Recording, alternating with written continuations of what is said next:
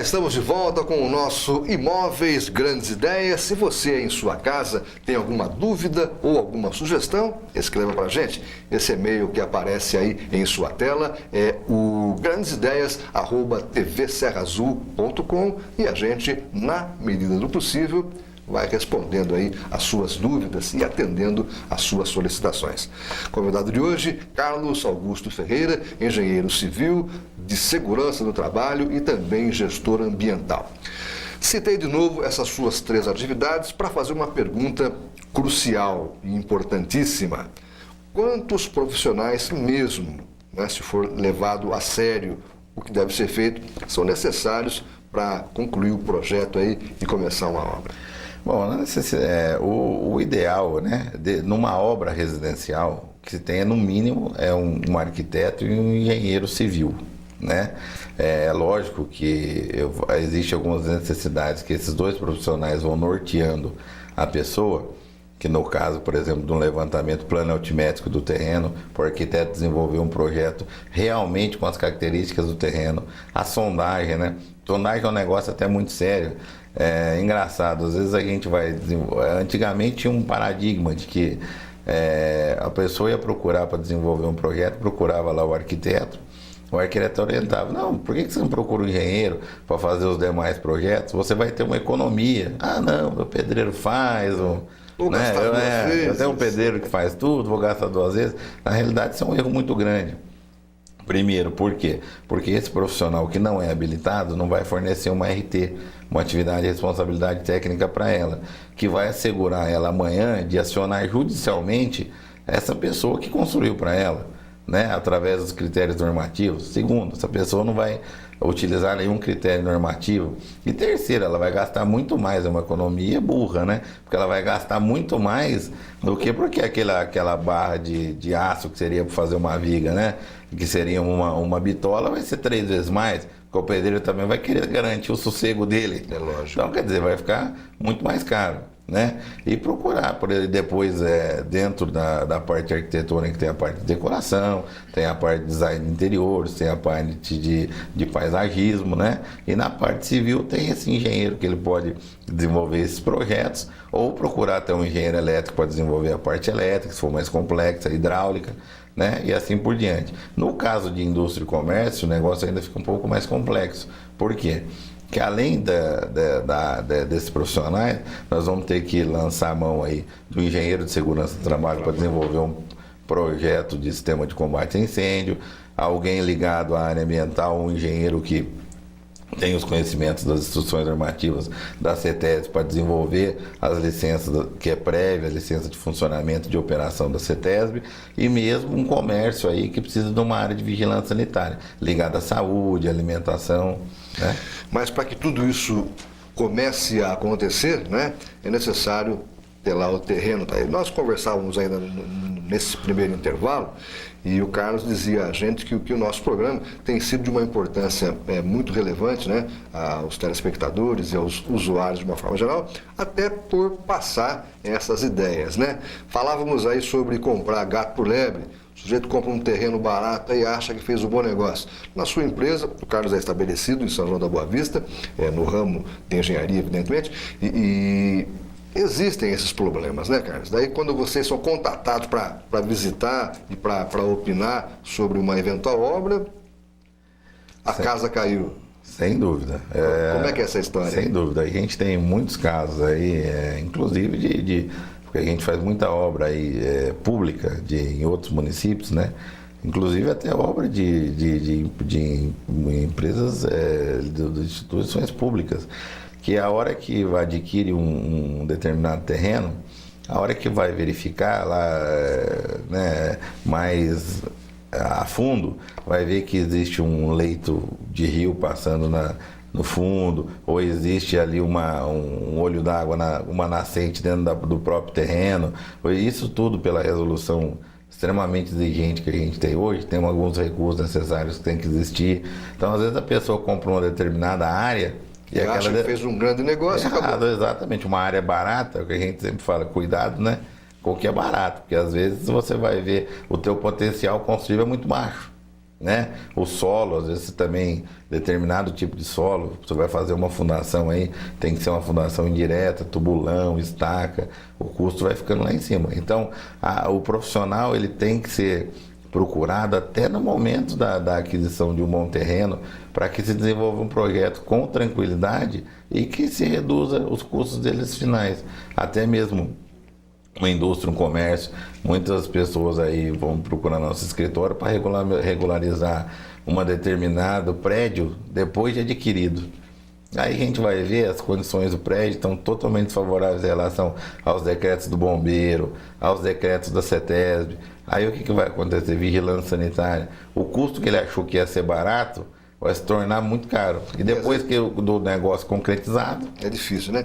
E tem também o caso desses imóveis mais antigos, né? Porque foram construídos numa época que não haviam as exigências que hoje existem. Razão pela qual, na hora de fazer a adaptação, acaba ficando caro o negócio. E um outro cuidado, você tocou num ponto muito importante, que a nossa cidade hoje tem muitas áreas tombadas, patrimônio histórico. Então, às vezes, a gente compra uma determinada área no centro, ou em alguns locais onde acha que eu vou poder reformar, eu vou poder demolir, vou poder construir. Eu vou ter um centro comercial, eu vou demolir essa casa antiga, que nessa determinada região. Errado, a hora que ele for entrar com o projeto, for fazer uma análise... Vai ser barrado. Vai ser barrado. Por quê? Porque é uma área tombada, ele tem que manter as características do prédio, as quais existiam no período a que foi construído. Esse é um aspecto muito importante, não é? Que você tocou, que seria interessante a gente dar uma rápida aprofundada nesse assunto. Razão pela qual as pessoas acham ou tendem a achar que podem... a seu bel prazer aí, reformar, né? E outras nesse mesmo contratempo aí, acham que não podem comprar. Podem comprar, desde que respeitem, não é? Se existe um imóvel no centro tombado à venda, a pessoa pode comprar, isso? Sem dúvida. Desde que respeite as normas. Sem dúvida. O que acontece, assim, para a gente deixar bem claro, nós temos até históricos em São João de obras que estão embargadas, sim, né? Várias. Em função disso. Aí volta a necessidade da orientação dos profissionais serem procurados para ver se esse determinado imóvel está numa região, numa área tombada ou não. E o próprio Condefic, né? Ser consultado exatamente. Também. Por quê? Porque é extremamente importante que a gente preserve as nossas raízes arquitetônicas, as nossas características, né? E nada mais justo do que, por exemplo, nós temos hoje aqui obras como prefeitura, museu, né? Que são obras com uma valia arquitetônica muito grande, né? E o entorno, o que vai se construir no entorno para preservar essas características são importantes. Às vezes eu vou fazer um prédio do lado de uma obra já mais antiga, determinado tipo de impacto que eu tenho no solo para fazer uma fundação, eu posso contribuir para que eu tenha problemas daquele patrimônio histórico. Então, isso tem que levar em consideração. Eu posso adquirir um prédio desse, mas desde que eu preserve as características históricas. Para isso, não só precisa de uma análise básica da prefeitura como projeto comum, mas vai passar lá pelo conselho, onde ele vai analisar se essa reforma não vai afetar as características do empreendimento. Antigamente, não muito antigamente, a pessoa comprava, vinha, derrubava e depois eu vou brigar lá. Exatamente. Hoje a situação ela acaba sendo um pouco mais apertada, não é? E mais séria com relação a isso. O que a dica que a gente sempre fala é igual escritura e registro. A pessoa que não registra não é dono. Então, a pessoa que não tem o projeto aprovado, não tem a licença de obra, entendeu? Ela ainda não tem autorização apta a construir aquela determinada obra. O que a gente via muito antigamente é que a pessoa já estava cobrindo, ela ia dar entrada na prefeitura. Às vezes tinha uma certa flexibilidade e tal, mas hoje em dia, até por força de lei, o município ele não pode ter mais essa flexibilidade. Se ela for flexível com todo...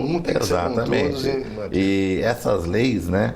Essas diretrizes que existe o Código de Obras da Prefeitura é justamente para trazer essa harmonia tanto nas obras como também garantir uma vida saudável para a população. Por exemplo, eu tenho que ter 20% de área que eu não posso construir dentro de um terreno. Para quê?